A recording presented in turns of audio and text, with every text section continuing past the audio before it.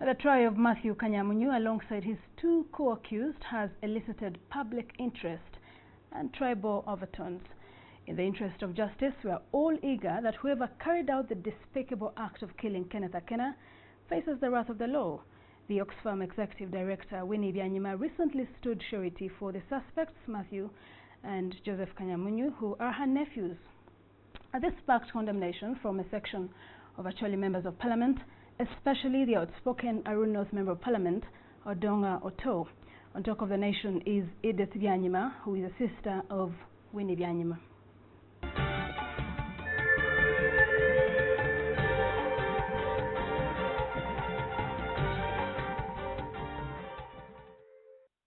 Welcome, Edith, to the program. Thank you. First of all, let's refresh the minds of, our viewers. On Tuesday, Winnie Byanyima, who is your sister, appeared and stood surety for the brothers, Matthew and Joseph. What's your take on what exactly happened after that? First of all, Winnie was one amongst nine sureties for 3 people. Everything went well. It is their right to ask for bail. It is their right to have sureties, and that's what we were doing there. It was a big surprise that it didn't go very well with the legislators from the north. Okay, perhaps the reasons they were giving and why most and the bigger percentage of the public really were concerned is that Winnie Byanyima has always been at the forefront of human rights. And if you can allow me quote for you, in one of the exchanges she had with veteran journalist Andrew Mwenda at the end of last year, I think, she says, "My record on human rights is in the Constituent Assembly and the Parliamentary Hansard. Get me right, Mwenda. I have used every platform I've had to advance human rights." One would expect that even in these circumstances, Winnie Byanyima, being who she is, knowing who she is, would stand aside and let, and you've opened your eyes, but that's what people think, that she should have given at least, or gotten out of the path of justice. For, some would say she was at the center of a conflict of interest. No, I don't think so. It is a human right to seek for bail. It is a human right to stand for surety for someone, particularly your own child. These 2 boys are our children. Who else would you expect to stand surety for them if it wasn't the mother? Let's be quite honest. Your family is one that is of high standing, to your advantage.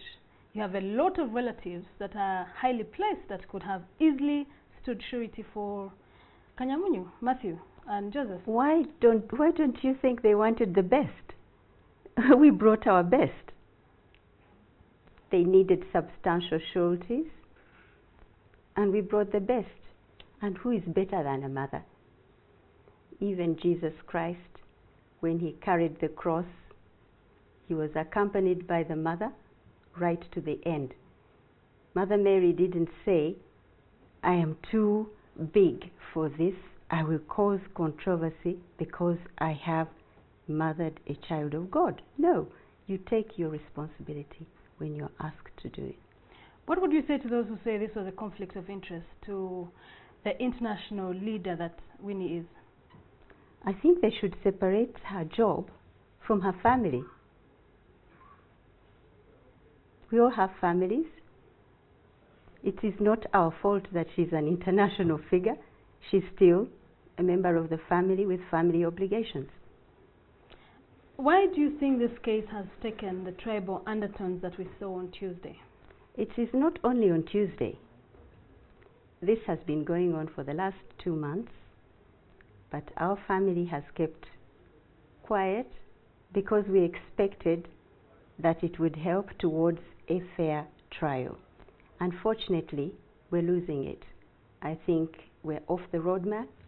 I don't think these children are going to get a fair trial. Why do you think so? Just take a look at what has been happening. Let's start with NTV, for example. Do you remember the graphic video that was sent out immediately after Matthew was arrested? It went viral. It is in people's minds that he actually was seen at the scene committing a crime. Let's just put it to, we put that into context a bit. Video had a bit of a disclaimer that this was just perhaps a representation of what could have happened. It was not to say that, but anyway. Unfortunately, it wasn't seen. I mean, it was not, it didn't come out that clearly. I am one of those that didn't see your disclaimer, for example. I don't remember your disclaimer. In fact, I've been waiting for your apology. You said that for 2 months you have been suffering the tribal attacks. Yes. Would you care to share with us what those tribal attacks were and from who? I think you only have to Google the speeches of legislators like Odonga Otto, and you see what I mean.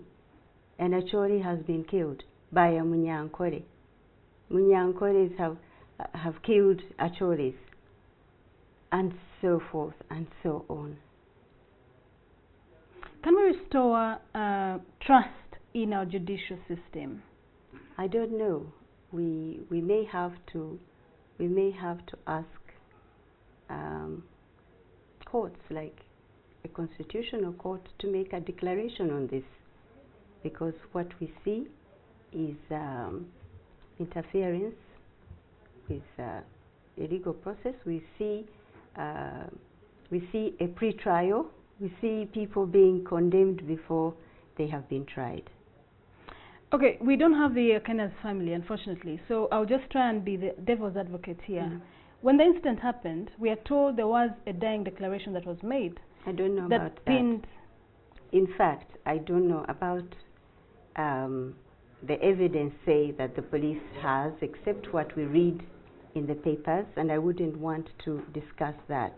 What I would ask is for authorities to ensure that there is no trial before the trial, so that there is a fair trial for all. I think it is in the interest of the relatives of Akena and the accused to have a fair trial. Some would actually say that these 3 suspects are a bit privileged. They've sometimes appeared in public smiling and, you know, causing a lot of doubt and questions on whether they are actually remorseful or... I'm sorry, Sheila, I can't answer for them, but I'm smiling. Sheila, I'm not happy, but I'm smiling because it is our culture. We do not cry in public.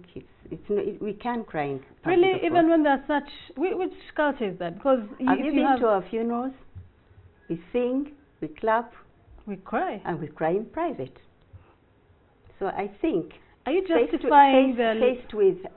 this is what I think. It is my observation.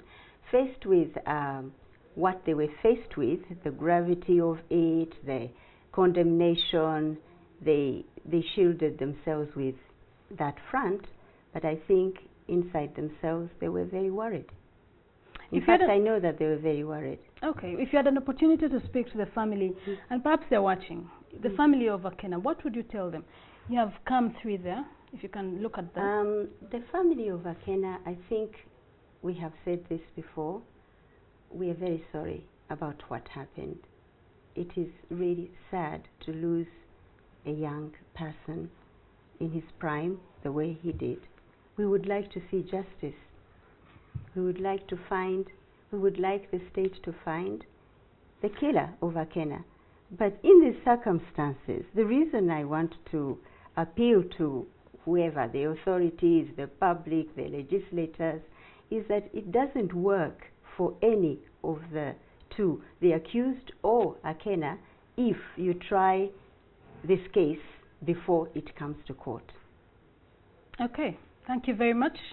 I've been speaking to Edith Byanyima, the sister of Winnie Byanyima, trying to put into context the incidents that we saw in court on Tuesday when Odongoto attacked Winnie Byanyima for what he said was betrayal on her part. But before we can actually go, do you feel that this was actually betrayal?